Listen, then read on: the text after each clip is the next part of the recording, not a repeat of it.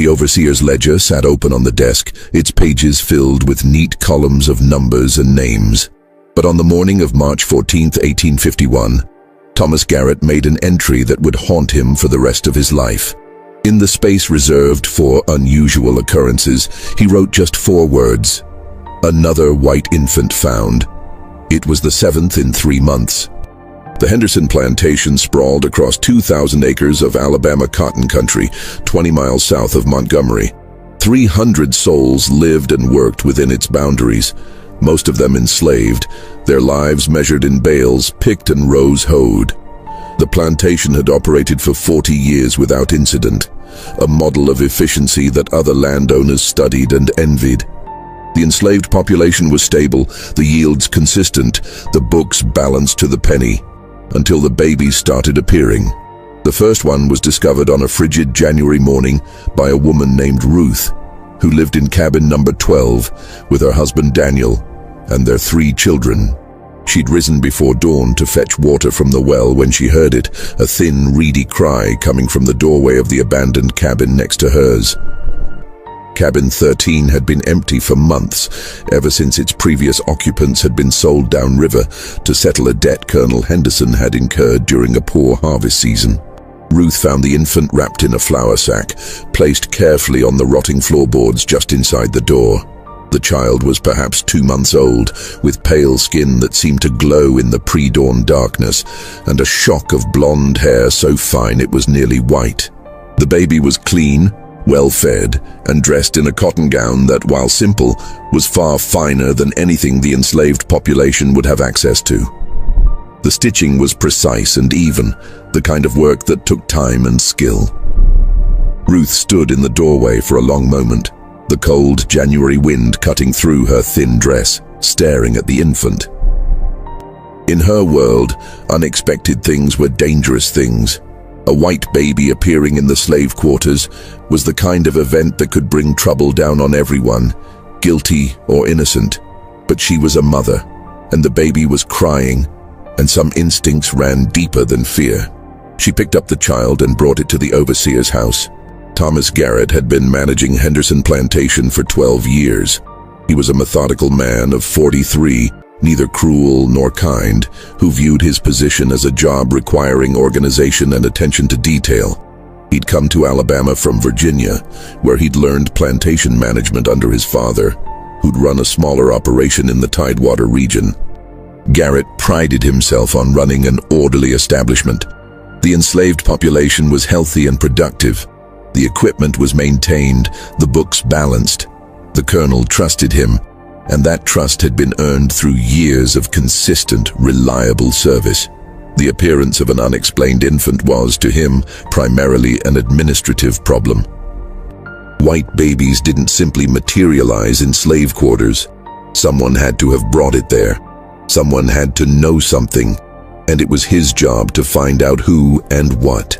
He questioned Ruth extensively in his office, a small building adjacent to the main house that served as the nerve center of plantation operations.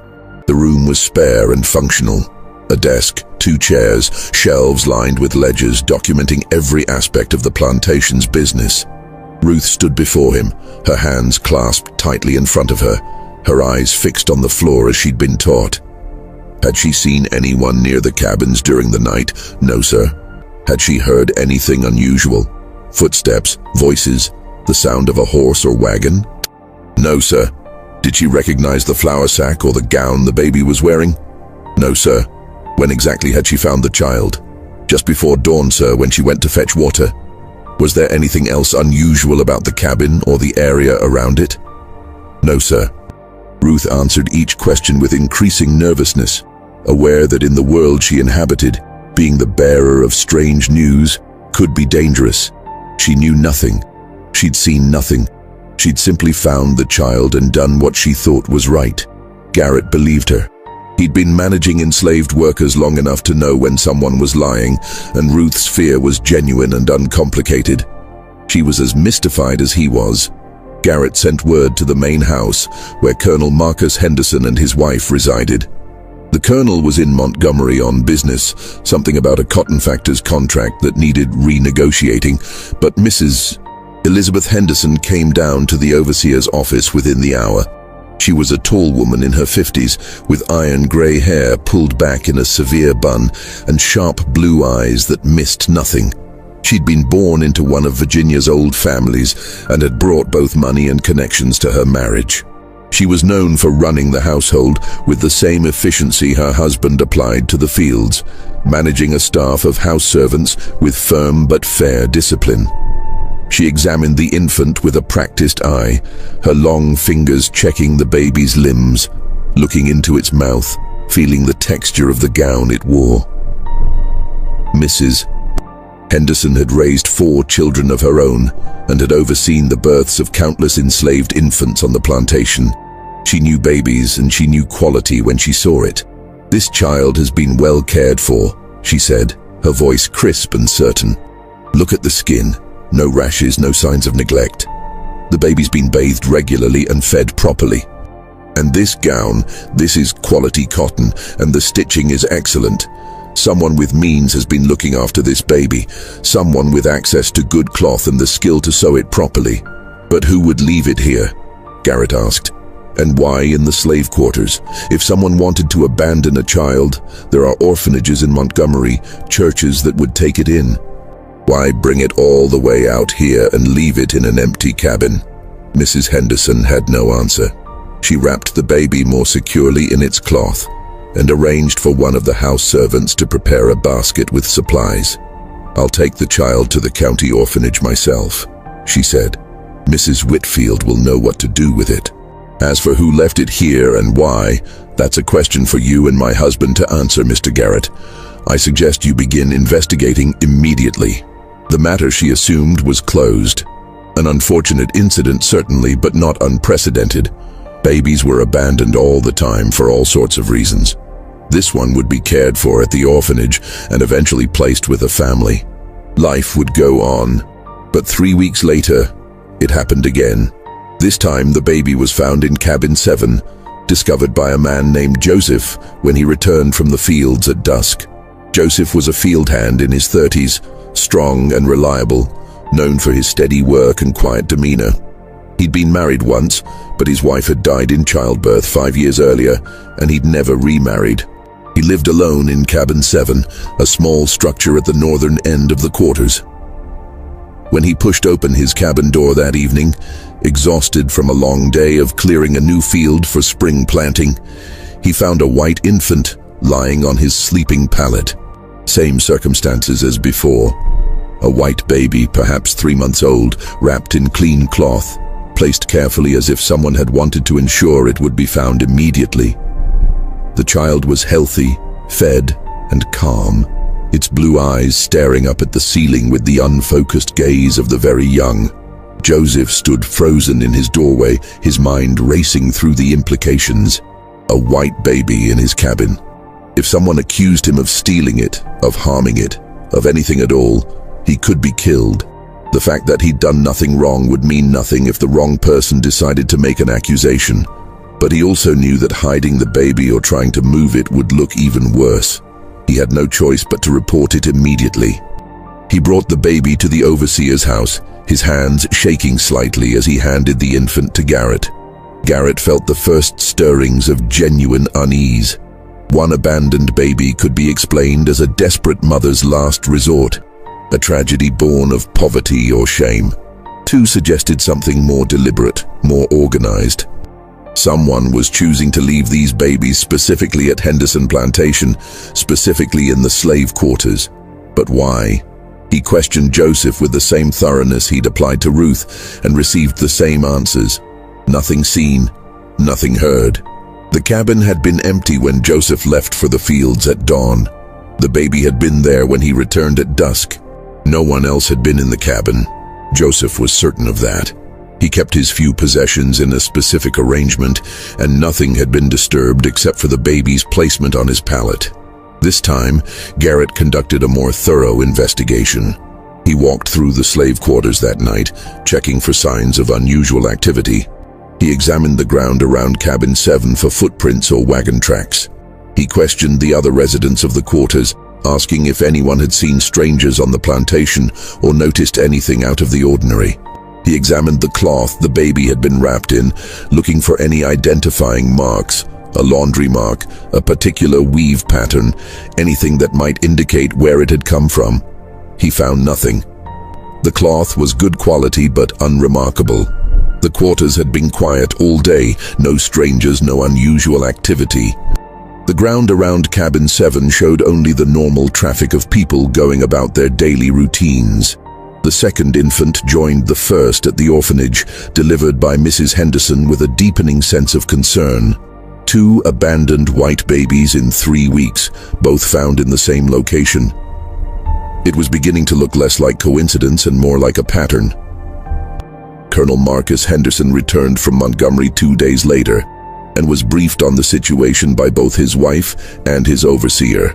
He was a practical man of 58 who'd built his fortune through careful planning and calculated risk management. He'd inherited a modest plantation from his father and had expanded it through shrewd land purchases and efficient operations.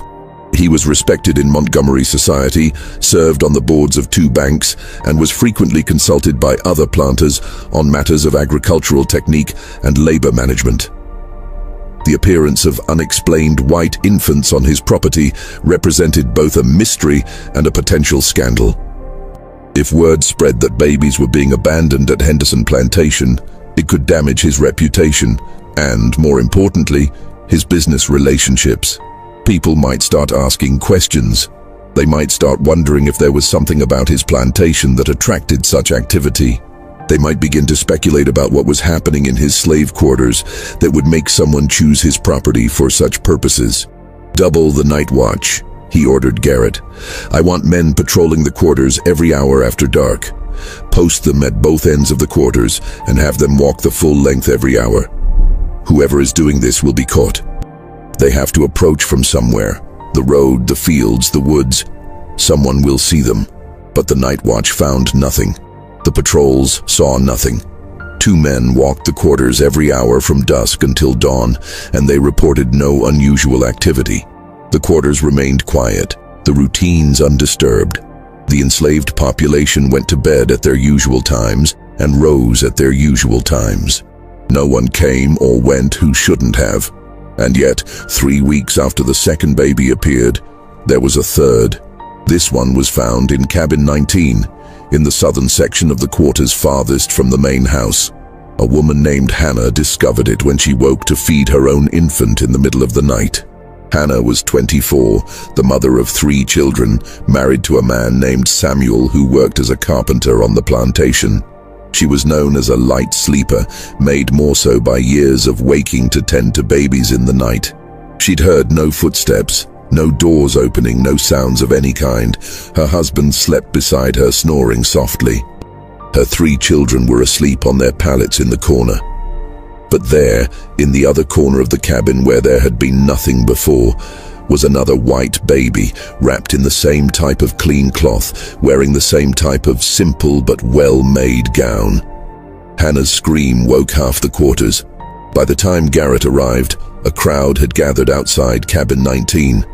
The enslaved population was frightened now, their fear palpable in the cold March air. In their world, unexplained events were dangerous. Strange occurrences drew attention, and attention from the white overseers and owners was rarely good. Whispers spread through the crowd, whispers of haints and spirits, of curses and omens. Some of the older people remembered stories from their childhoods, tales of supernatural beings that could move unseen and leave signs of their presence. Others spoke of warnings, of messages from the dead, of punishments for unnamed sins. Garrett dispersed the crowd with sharp orders, sending people back to their cabins. He couldn't afford to have panic spreading through the quarters. Frightened workers were unproductive workers, and the spring planting season was approaching. He needed everyone focused on their tasks, not jumping at shadows and spreading wild stories. He took possession of the 3rd infant and brought it to his office. This time, examining the baby more carefully in the lamplight, he noticed something he'd missed before. The child had a small birthmark on its left shoulder, a distinctive port wine stain in the shape of a crescent moon. It was the kind of mark a mother would recognize instantly, the kind of identifying feature that couldn't be hidden or disguised. He made a note of it in his ledger, adding it to the growing file on the mysterious babies. 3 infants in 2 months. All white, all healthy, all well cared for. All appearing overnight in slave cabins despite increased security. It was beginning to feel less like a criminal matter and more like something he couldn't quite name.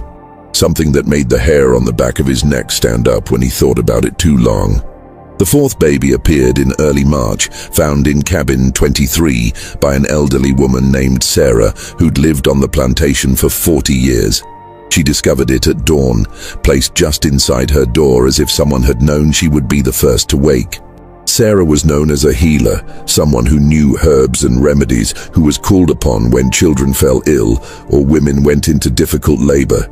She looked at the white baby with eyes that had seen too much, wrapped it more securely, and brought it to Garrett without a word. The 5th came a week later in cabin 4, found by a young couple who'd been married just 6 months. The 6th was discovered in cabin 16 by a man who worked in the stables. Each time, the pattern was the same. A white infant, healthy and well cared for, appearing overnight in or near a slave cabin with no explanation. Each time, despite increased patrols and heightened vigilance, no one saw or heard anything suspicious. The enslaved population grew more frightened with each discovery. Work in the fields became tense, productivity dropped, and Garrett found himself dealing with an increasingly anxious workforce. People were afraid to sleep, afraid to wake, afraid of what they might find. The white overseers and drivers were equally unsettled. In a world built on control and order, the babies represented chaos, something happening that couldn't be explained or prevented. Garrett increased security again. He posted guards at the entrances to the quarters. He had men patrol the boundaries of the plantation. He even brought in dogs, thinking they might alert to the presence of strangers. But nothing worked. The babies kept appearing and no one could explain how. Colonel Henderson called a meeting of his senior staff in mid-March. In addition to Garrett, this included Benjamin Cross, his head driver, William Porter, his stable master, and Margaret Sullivan, his wife's personal assistant who managed the household staff. They gathered in the colonel's study, a room lined with books and ledgers that represented 40 years of careful record-keeping. "Gentlemen and Mrs.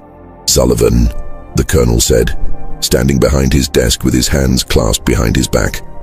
"We have a problem that defies conventional explanation. 6 white infants have appeared on this plantation over the course of 2 months. Despite our best efforts, increased patrols, guard dogs, constant vigilance, we have no idea who is leaving them or why. This situation cannot continue. It's affecting productivity, morale, and my reputation. I need solutions, not excuses." "Could it be someone from outside the plantation?" Porter suggested. He was a lean man in his 40s who'd worked with horses all his life. "Someone using our property as a convenient dumping ground, maybe someone from Montgomery who knows the layout of the plantation." "The patrols would have seen them," Garrett replied. "We have men watching the roads and the boundaries. No one has entered or left the plantation at night without being logged in the gate book. I've checked every entry personally. The only people coming and going are authorized.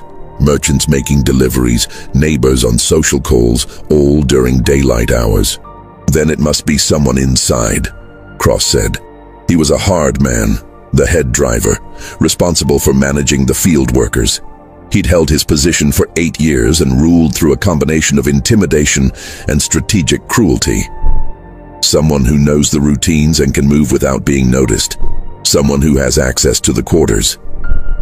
"But who?" Mrs. Sullivan asked. She was a woman in her late 30s, educated and sharp, who'd been with the Henderson family for 15 years. "And more importantly, where are these babies coming from? 6 infants don't simply appear from nowhere. Someone is giving birth to these children, and someone is caring for them before they're abandoned. That requires resources, food, cloth, time, privacy. Where is all of this happening?" It was a question no one could answer. The implications were staggering. If someone on the plantation was hiding multiple babies, they would need a secure location, supplies, and help. It couldn't be done alone. But if multiple people were involved, how had they kept it secret? How had no one noticed? There's another possibility, Mrs. Sullivan said quietly. What if the babies aren't being hidden on the plantation? What if they're being brought here from somewhere else? Somewhere close enough that the person can make the trip in a few hours, but far enough away that we wouldn't think to look there. You mean Montgomery? The colonel asked. Or one of the neighboring plantations? Or a house in the countryside, somewhere within a few hours' ride? The colonel considered this.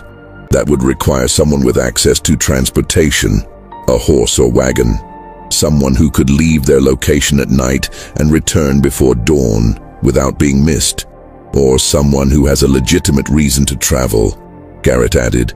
A merchant, a doctor, a minister, someone whose comings and goings wouldn't be questioned. The meeting continued for another hour, but produced no concrete answers. The colonel made a decision. We'll conduct a census. Every person on this plantation will be accounted for and examined. If there are women who've recently given birth, we'll know about it. If there are supplies being diverted, we'll find them. If there are hidden spaces where babies could be kept, we'll discover them. This mystery will be solved. The census began the next day. It was a massive undertaking, 300 people to be documented, questioned, and in the case of women of childbearing age, physically examined by Mrs. Henderson and Dr. Robert Chambers, the plantation's physician. Dr. Chambers was a man in his 60s who'd been treating the Henderson family and their enslaved population for 20 years. He was thorough and professional, but the examinations were deeply invasive and humiliating for the women subjected to them. The process took nearly 2 weeks and was deeply unpopular. The enslaved population resented the intrusion, the questions, the physical examinations. The fear that had been building since the first baby appeared now mixed with anger and resentment. Garrett could feel the tension in the quarters, could see it in the way people avoided eye contact and spoke in whispers when the overseers passed. The results of the census were baffling. Every woman who'd given birth in the past year was accounted for, and their children matched the expected descriptions. There were no hidden pregnancies, no unexplained absences that would suggest a woman had given birth in secret. The supplies were all accounted for. The cloth, the thread, the food stores. Nothing was missing that couldn't be explained by normal usage. The cabins were searched, the outbuildings examined. Even the woods around the plantation were combed for signs of hidden structures or caches of supplies. Nothing. They found absolutely nothing. And yet, on the night the census was completed, an 8th baby appeared. This one was found in cabin 9, discovered by a young woman named Clara, who'd been living alone since her mother's death the previous fall.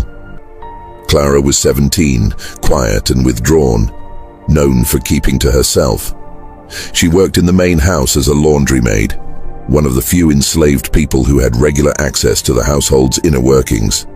She was small and thin, with large, dark eyes that seemed to see more than she should. When she found the baby in her cabin that morning, she didn't scream or raise an alarm. Instead, she picked up the child, wrapped it more securely in its cloth, and sat with it until morning, rocking it gently and humming a tune her mother had taught her years ago. When Garrett came to collect the infant, alerted by one of the other residents who'd seen Clara sitting in her doorway with a white baby, he found her still rocking the child. There was something in her expression that made him pause, something that went beyond the fear and confusion he'd seen in the others who'd found babies. This was different. This was a deep, profound sadness, as if Clara understood something the rest of them didn't. "Did you see who left this child?" he asked, his voice gentler than usual. Clara shook her head slowly, her eyes never leaving the baby's face. "Did you hear anything during the night? Any sounds at all?" Another shake of the head. "Clara, I need you to tell me if you know anything about these babies. Anything at all. You won't be punished for telling the truth, but I need to know what's happening." Clara looked up at him then, and Garrett saw tears streaming down her face. "They're lost," she whispered. "All of them. They're lost, and someone's trying to save them." Save them from what? But Clara wouldn't say anything more. She handed over the baby and retreated into her cabin, closing the door behind her. Garrett stood outside for a moment, disturbed by the encounter. There had been something in Clara's voice, something that suggested she knew more than she was saying. But he couldn't force her to talk, not without risking making the situation worse. He reported the conversation to Colonel Henderson, who ordered Clara brought to the main house for questioning. But when Cross, the head driver, went to fetch her an hour later, he found cabin 9 empty. Clara had vanished, taking nothing with her but the clothes on her back. A search party was organized immediately. In the world of 1851 Alabama, an enslaved person disappearing was a serious matter, not just for the financial loss, but for what it represented. If Clara had run, others might follow. If she'd been taken, there were implications about security that couldn't be ignored, and if she'd simply hidden somewhere on the plantation, she needed to be found before she starved or came to harm. They found her 3 hours later, hiding in the old tobacco barn on the eastern edge of the property. The barn hadn't been used in years, not since the colonel had shifted entirely to cotton production in the 1840s. It was a large, decaying structure with a collapsed roof and walls that let in the wind. Clara was huddled in a corner, shivering from cold and fear. Cross dragged her out roughly, but Garrett intervened. "Carefully," he said. "The colonel wants to question her, and he can't do that if she's injured or too frightened to speak." They brought Clara to the main house, to the colonel's study, where Henderson, his wife, and Garrett waited. Clara stood before them, thin and trembling, her eyes fixed on the floor. She looked even smaller in the grand room, surrounded by books and furniture that represented wealth beyond anything she would ever know. Colonel Henderson studied her for a long moment before speaking. When he did, his voice was surprisingly gentle. "Clara, I'm not going to hurt you. I'm not going to punish you for running. I just need you to tell me the truth. Do you know where these babies are coming from?" "No, sir." "Do you know who's been leaving them?" "No, sir." "But you said something to Mr. Garrett. You said they were lost and someone was trying to save them. What did you mean by that?" Clara was silent for a long moment, her thin shoulders hunched as if she were trying to make herself disappear. When she finally spoke, her voice was barely audible. "My mama used to tell me stories about the old days before she came here. She said there were places where babies weren't wanted, where they were born and then given away, hidden, made to disappear." "What kind of places?" Mrs. Henderson asked, leaning forward in her chair. "Big houses, rich houses, places where a baby being born at the wrong time or to the wrong person would cause shame. She said sometimes the babies would just vanish and no one would ask questions because asking questions was dangerous." "And what happened to these babies?" the colonel asked. "Sometimes they died. Sometimes they were sold. Sometimes they were given to people who would take them far away, where no one would ever know where they came from." Clara's voice grew even quieter. "Mama said it was one of the secret things. One of the things everyone knew about, but no one talked about. She said the big houses had lots of secrets, and the babies were just one of them." The room fell silent as the implications settled over them. Colonel Henderson exchanged a long look with his wife, and Garrett saw something pass between them, a recognition perhaps, or a shared understanding of something he wasn't privy to. "Are you suggesting," Henderson said slowly, "that these infants are being abandoned here because someone wants to hide their existence? That they're illegitimate children from wealthy families?" "I don't know, sir. I'm just telling you what my mama told me. That sometimes, when people have secrets they can't keep, they find places to hide them. Places where no one will ask questions. Places where the babies might be found and cared for, but where the scandal would be contained." It was a theory that made a terrible kind of sense. The Henderson plantation was isolated enough to be discreet, but established enough to have connections to Montgomery society. The colonel and his wife attended social functions, did business with the city's prominent families, moved in circles where reputation was everything. If someone in that world needed to dispose of an inconvenient infant, the product of an affair perhaps, or a pregnancy that would ruin a reputation, the plantation's slave quarters would be an ideal location. The babies would be found and cared for, but the scandal would be contained. The white families of Montgomery would never need to know that their peers had produced illegitimate children. But it was just a theory.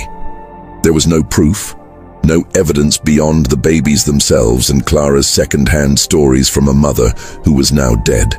Colonel Henderson sent Clara back to the quarters with a warning to keep her speculations to herself and to never run again. Then he sat in silence for a long time, staring at the ledgers on his desk. Finally, he looked at Garrett. "I'm going to Montgomery," he said. "I'm going to speak with Sheriff Crane. This has gone beyond a plantation matter.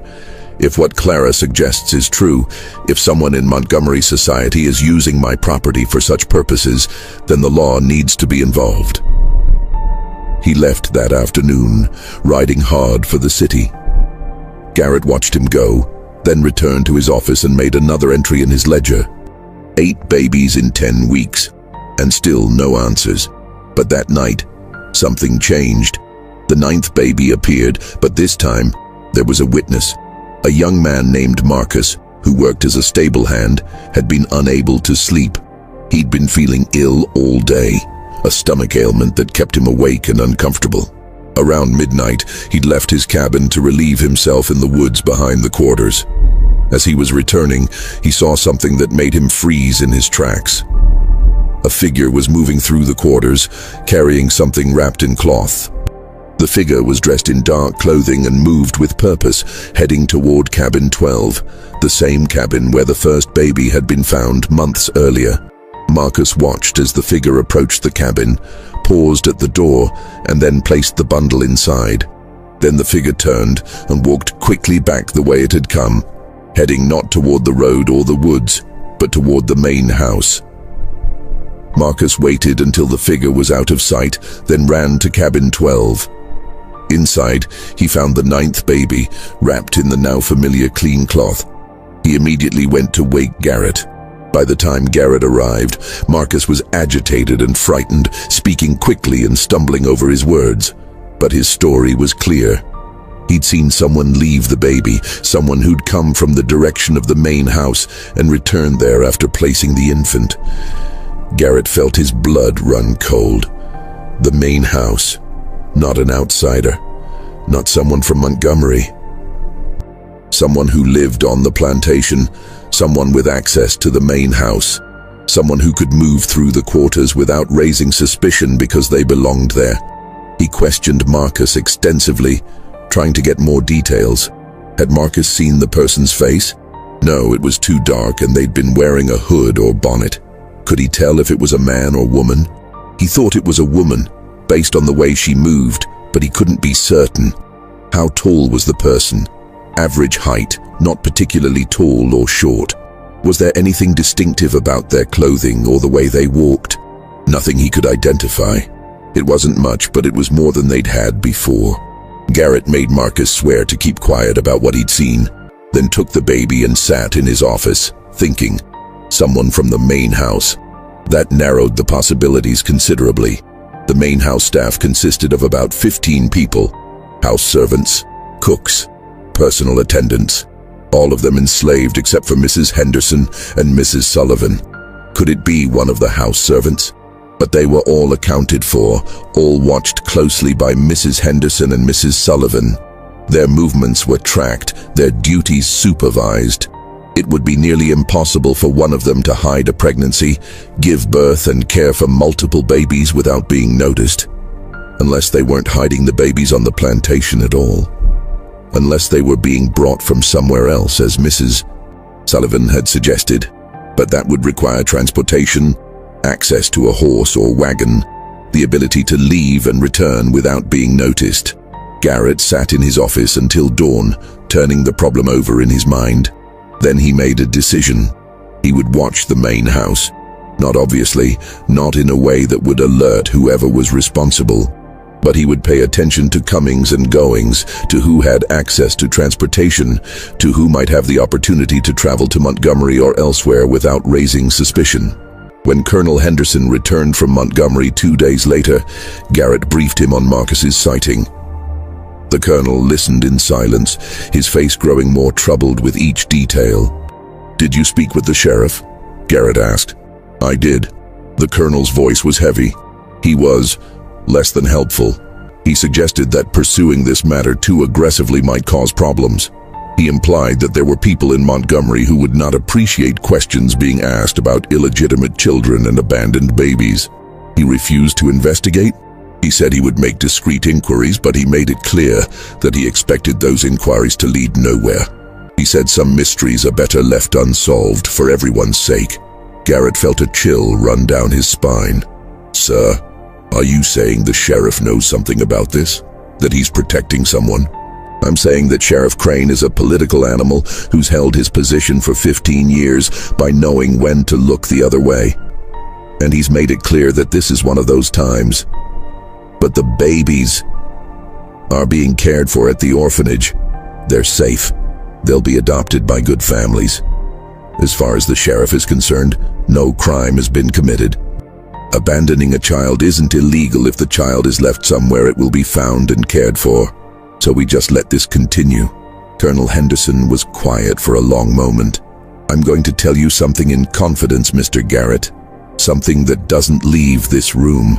The sheriff suggested to me that if I were to discover who was leaving these babies, the best course of action would be to quietly make it stop. Not to prosecute, not to make a scandal, but simply to ensure it doesn't happen again. He said that would be in everyone's best interest. Mine, the plantations, and Montgomery societies. He's asking you to cover it up. He's asking me to be practical. And perhaps he's right. Perhaps the best thing for everyone is to solve this quietly and move on." But Garrett couldn't let it go.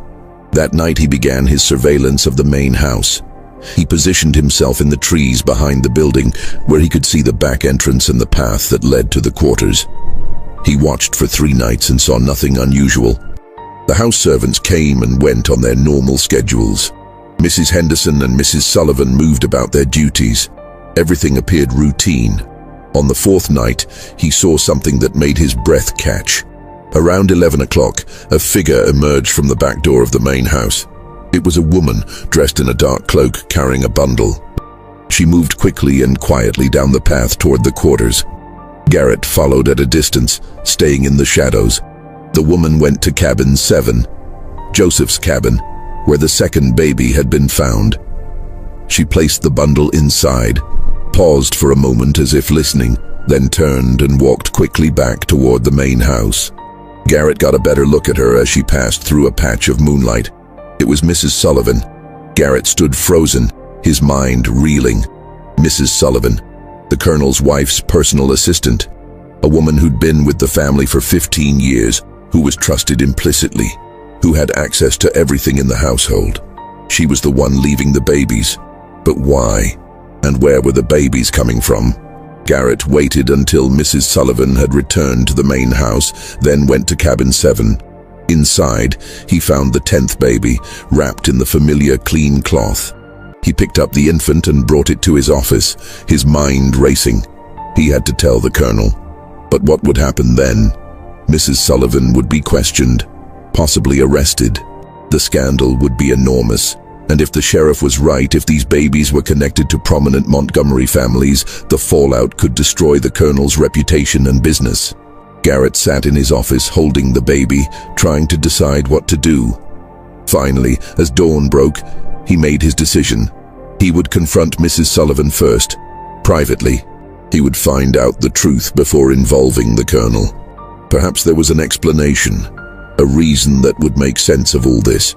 He waited until mid-morning, when he knew Mrs. Henderson would be occupied with household matters and the colonel would be in the fields. Then he went to the main house and asked to speak with Mrs. Sullivan privately.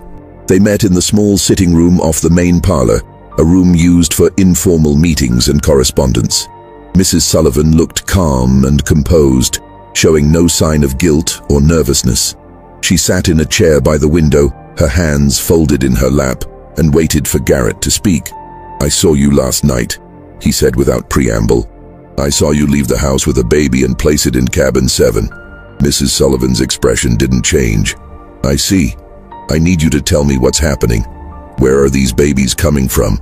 Why are you leaving them in the quarters?" Mrs. Sullivan was quiet for a long moment, studying him. Then she sighed. "Mr. Garrett, there are things in this world that are better left unknown.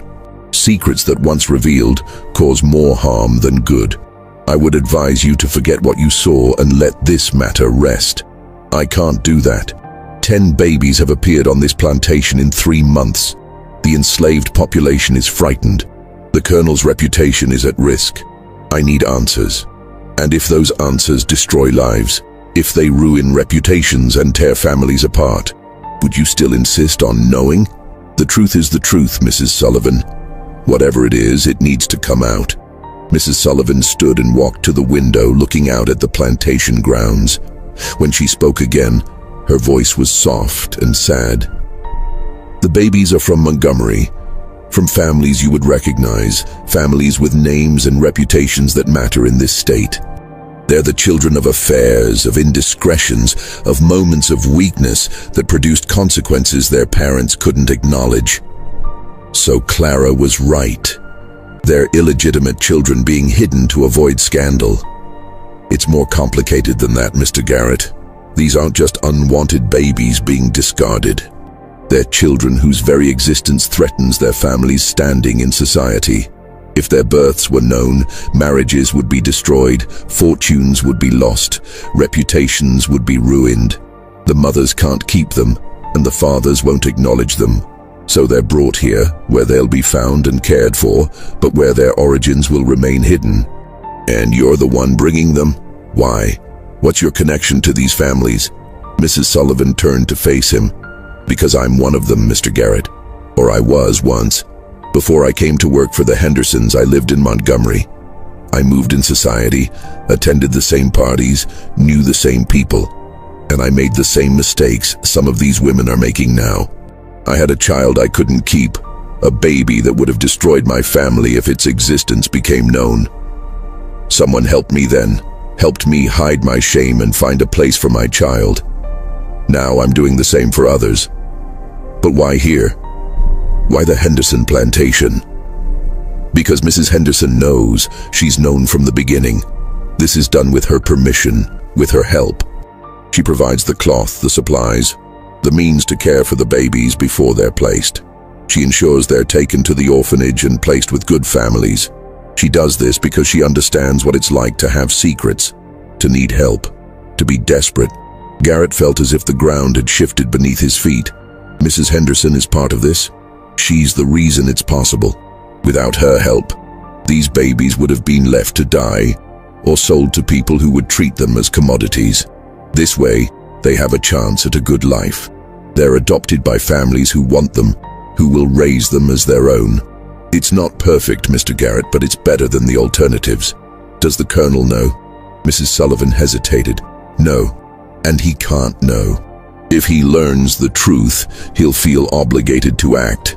He'll report it to the authorities, and the scandal will destroy everyone involved. The mothers, the families, even the babies themselves. The children will be marked as bastards, their adoptive families will be questioned, their entire lives will be tainted by their origins. Is that what you want? Garrett sat down heavily, his mind reeling. This is wrong. All of it. The deception, the secrecy, using the plantation without the Colonel's knowledge. It's mercy, Mr. Garrett. Imperfect mercy, perhaps, but mercy nonetheless. These women have nowhere else to turn. If we don't help them, their babies will die or disappear into situations far worse than an orphanage. We're saving lives. By lying to everyone, by frightening the enslaved population, by putting the Colonel's reputation at risk. The enslaved population will recover. The Colonel's reputation is intact. No one outside the plantation knows about the babies, and the sheriff has made it clear he won't pursue the matter. And yes, we're lying. We're lying to protect people who made mistakes, who are desperate, who have no other options. Is that so terrible? Garrett didn't know how to answer. Everything Mrs. Sullivan said made a kind of sense, but it still felt wrong. The deception, the manipulation, the use of the plantation and its people without their knowledge or consent, it all violated something fundamental about the order and honesty he'd tried to maintain. "What happens now?" he asked finally. "That depends on you. You can go to the colonel and tell him everything. The operation will end, the women will have nowhere to turn, and the babies will suffer. Or you can keep this secret, let the last few placements happen, and then it will be over. There are only 2 more babies to place, and then the women involved will have moved on, had their children adopted through other means, or found other solutions. This chapter will close, and life will return to normal. And if I agree to stay silent, I become part of the deception.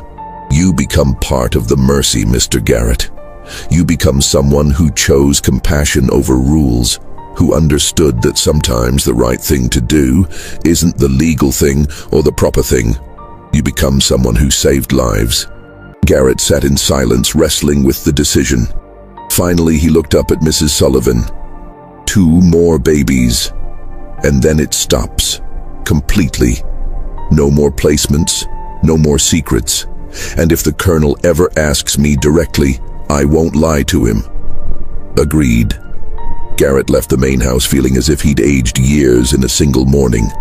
He'd come seeking truth and had found it, but the truth was more complicated and morally ambiguous than he'd imagined. He'd become complicit in a conspiracy, but a conspiracy aimed at saving lives. He'd chosen to deceive his employer, but in service of a greater mercy. He didn't know if he'd made the right choice. He suspected he'd spend the rest of his life wondering. The 11th baby appeared a week later, found in cabin 16. The 12th and final baby was discovered 2 weeks after that, in cabin 4. Both times, Garrett knew it was Mrs. Sullivan leaving them, but he said nothing. He documented the findings in his ledger, arranged for the babies to be taken to the orphanage, and kept his silence. After the 12th baby, the placement stopped. No more infants appeared in the quarters.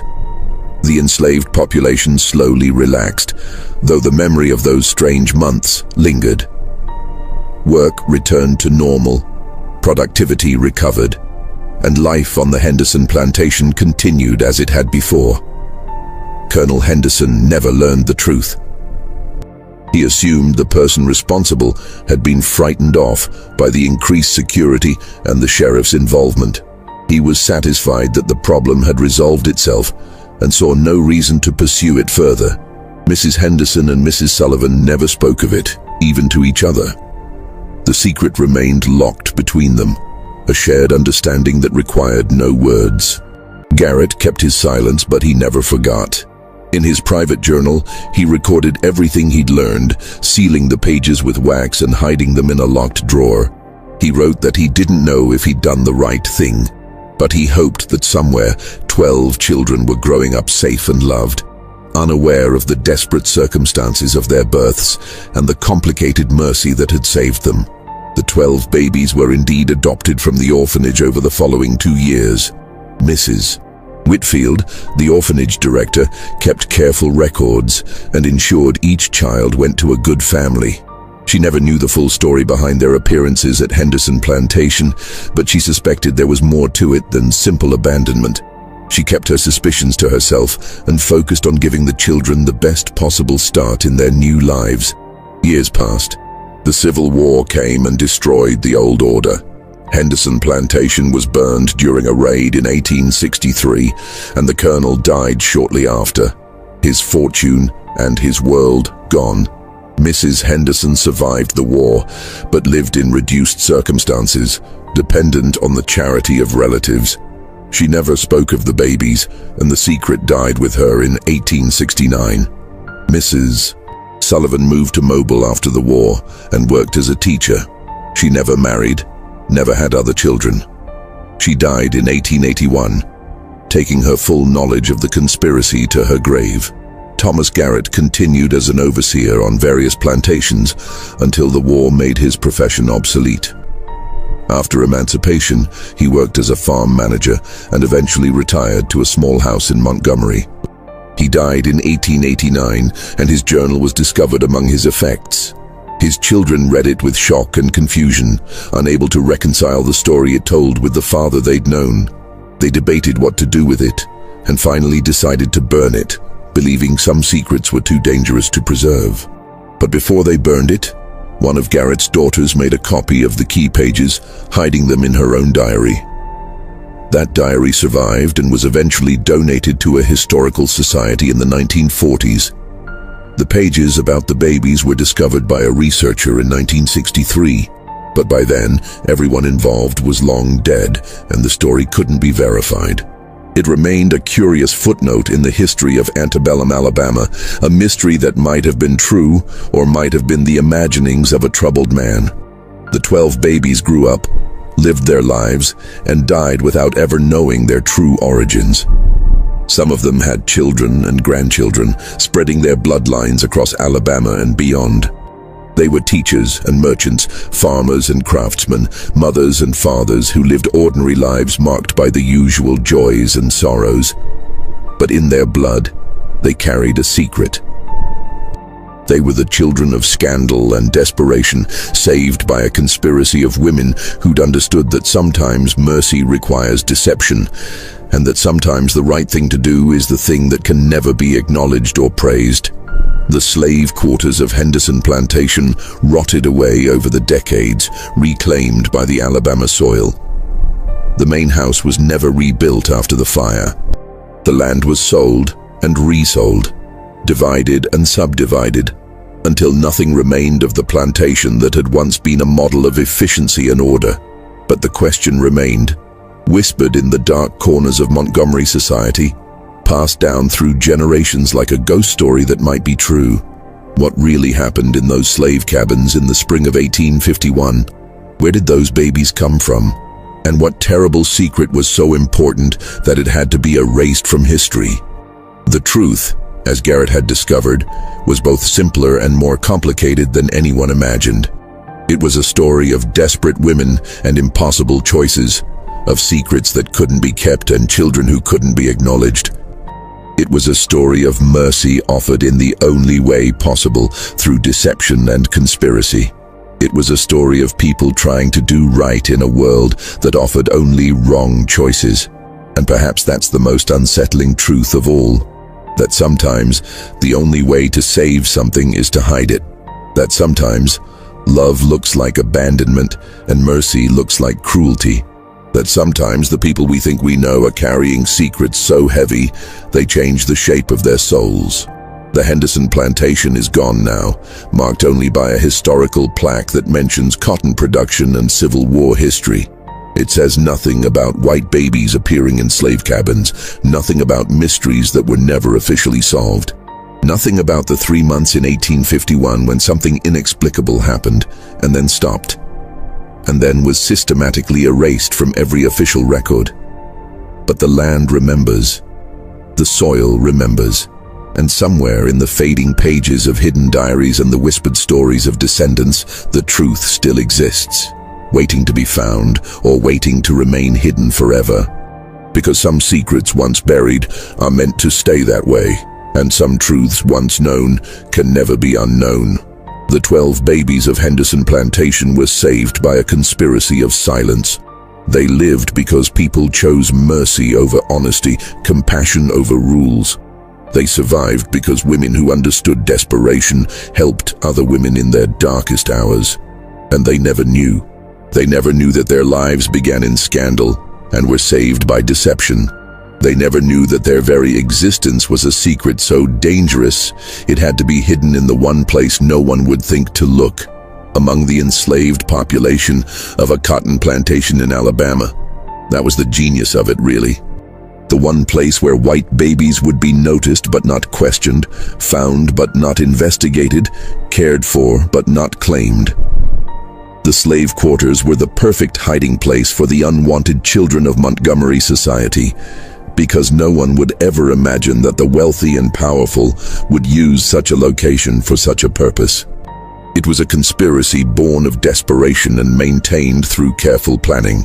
It was mercy offered in the shadows, salvation delivered in secret.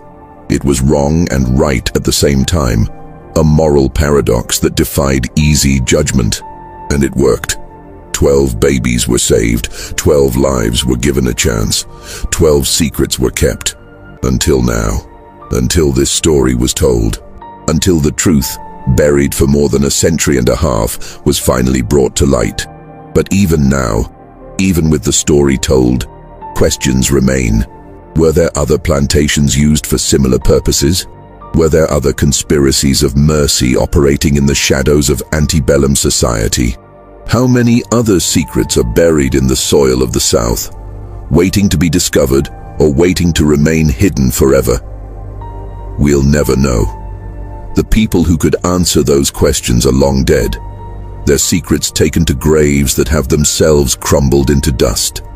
All we have are fragments, a journal entry here, a diary page there, an orphanage record that raises more questions than it answers. And perhaps that's how it should be. Perhaps some stories are meant to remain incomplete. Some mysteries are meant to stay unsolved. Perhaps the truth is too complicated, too morally ambiguous, too human to be reduced to simple facts and clear judgments. The babies of Henderson Plantation were real. The conspiracy that saved them was real. The desperate women and the compassionate conspirators were real. The fear and the secrecy and the moral compromises were all real. And somewhere in Alabama, there are people walking around with this story in their blood, descendants of those 12 babies carrying a mystery they don't even know exists. That's the legacy of Henderson Plantation. Not the cotton it produced or the wealth it generated, but the lives it saved and the secrets it kept. Lives that mattered, secrets that shaped the future in ways no one could have predicted. And that, perhaps, is the most shocking truth of all. Not that white babies appeared in slave cabins, but that they were placed there deliberately, as part of a conspiracy of mercy that saved lives while hiding the truth. Not that a mystery existed, but that it was solved, and then deliberately buried again. Because the truth was too dangerous to acknowledge, that's what they finally found. Not a simple answer, but a complicated truth. Not a clear villain, but a tangle of desperate people making impossible choices. Not a scandal to be exposed, but a mercy to be protected. And in the end, the secret was kept, the babies were saved, and life went on, carrying the weight of hidden truths and unspoken mercies into a future that would never fully understand what had happened in those slave cabins in the spring of 1851.